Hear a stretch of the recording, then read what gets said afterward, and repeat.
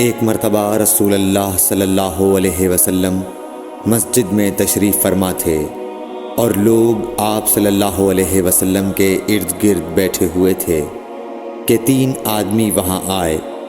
ان میں سے 2 رسول اللہ صلی اللہ علیہ وسلم کے سامنے پہنچ گئے اور ایک واپس چلا گیا۔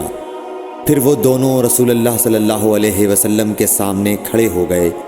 اس کے بعد ان میں سے ایک نے جب مجلس میں ایک جگہ کچھ گنجائش دیکھی تو وہاں بیٹھ گیا، اور دوسرا اہل مجلس کے پیچھے بیٹھ گیا، اور تیسرا جو تھا وہ لوٹ گیا۔ تو جب رسول اللہ صلی اللہ علیہ وسلم اپنی گفتگو سے فارغ ہوئے تو صحابہ رضی اللہ عنہم سے فرمایا، کیا تمہیں 3 آدمیوں کے بارے میں نہ بتاؤں؟ تو سنو۔